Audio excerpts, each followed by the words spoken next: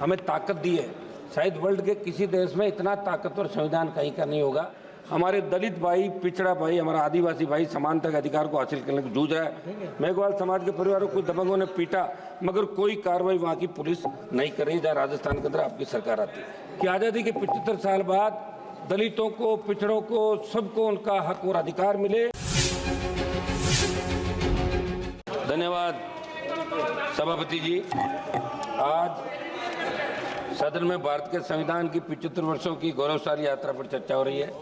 सभापति जी, सदन के साथी विद्वान सदस्यों ने पक्ष विपक्ष दोनों तरफ से, और खुशी की बात ये भी है कि 7 घंटे से अलग अलग विचार आए, उधर से भी आए, इधर से भी आए, और सारी बात खुल के आई।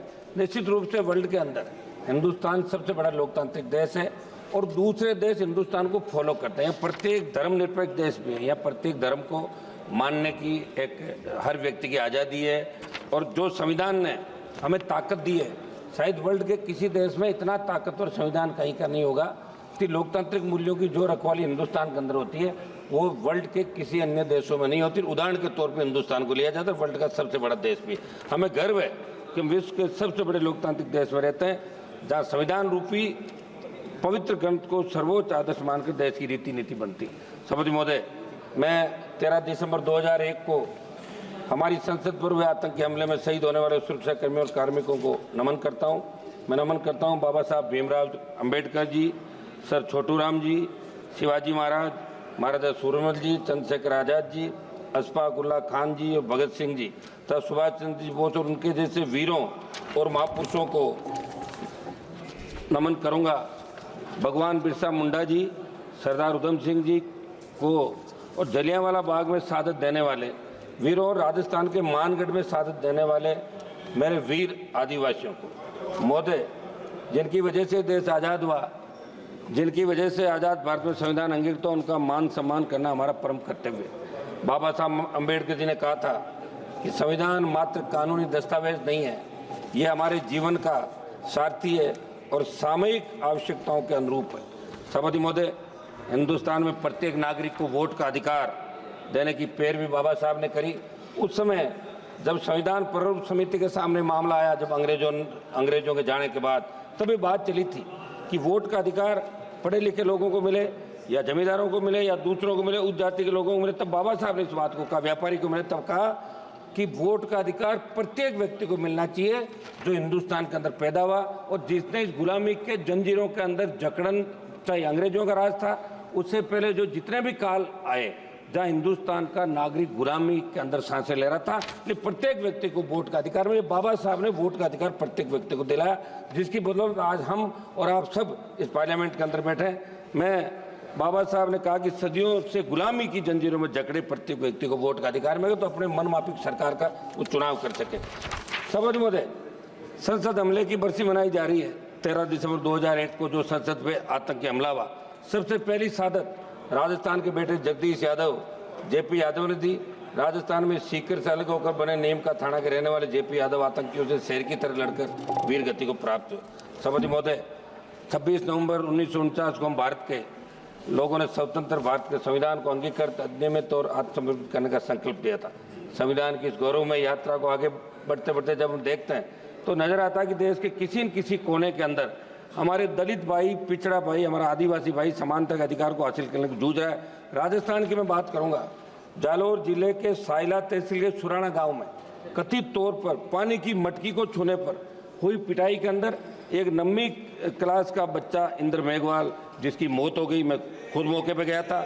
पाली के सरकारी हॉस्पिटल में कोविड हेल्थ सहायक जितेंद्र मेघवाल की हत्या इसलिए कर दी कि आप मूछ नहीं रख सकते, मुंह तकने अधिकार। एक मिनट साहब, बात तो करने दें, ऐसे क्या कर रहे हैं आप? केवल इस बात के लिए कर दी क्योंकि वो मुंह सकता था।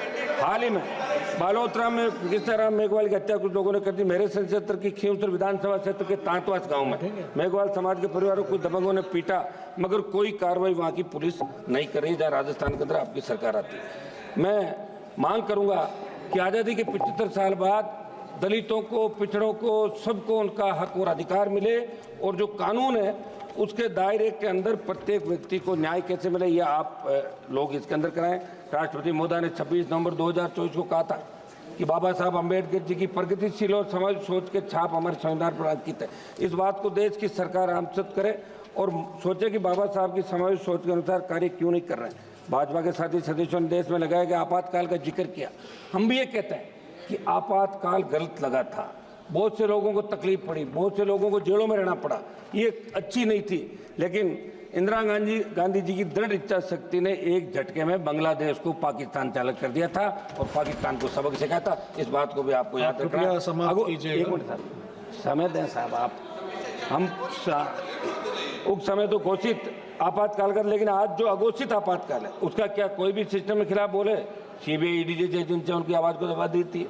लोकतंत्र में सभी अधिकार समान रूप से लागू होने के बावजूद इस देश के अन्नदाताओं को एमएसपी पर कानून बनाने की मांग, काले कानून वापस अन्य मांगों के लिए लंबा आंदोलन करना पड़ा। सबने मतलब 1-2 मिनट में मेरी बात समाप्त कर रहा हूँ। 700 से ज़्यादा किसान शहीद हुए। तमाम हालातों को देखकर लगा कि एक तरफ देश की सरकार आज़ादी के अमृत महोत्सव के बाद, दूसरी तरफ देश की चुनी हुई सरकार को किसान माननीय श्री मलेश बाबू जी एक मिनट दें साहब, 1 मिनट समय दें। लास्ट मिनट आर्थिक न्याय नहीं दे पा रही है। लास्ट मिनट सर, आर्थिक न्याय नहीं दे पा रही है। मेरी मांग है कि किसानों की कर्ज माफी, एमएसपी को कानूनी मान्यता देने के बाद आप स्वीकार करें और जो आंदोलन अभी बॉर्डर पे चल रहा है, शंभू बॉर्डर, दूसरे बॉर्डर पे, किसानों से आप बात करें, वार्ता करें। संविधान में सहमति और एमएसपी दोनों को एक समान मूल्य के रूप में देखा गया, लेकिन आज क्या हालात? कोई भी सांसद, कोई नेता, कोई भी व्यक्ति सरकार के निर्णय से असहमति व्यक्त करता है तो उसे दुश्मन की नज़र से देखा जाता है। ये ठीक नहीं है। सभापति जी, मैं अंतिम कंक्लूड कर रहा हूँ। एक मिनट मेरा समय सर। मणिपुर देश का राज्य है। हमारे भाई साथियों ने मणिपुर का हालात विस्तार से बात की। पूछना चाहूंगा कि संविधान कानून होने के बावजूद मणिपुर में हालात में कब सुधार होगा? संविधान समान माननीय श्री एम मलेश बाबू जी। Honorable Speaker, sir.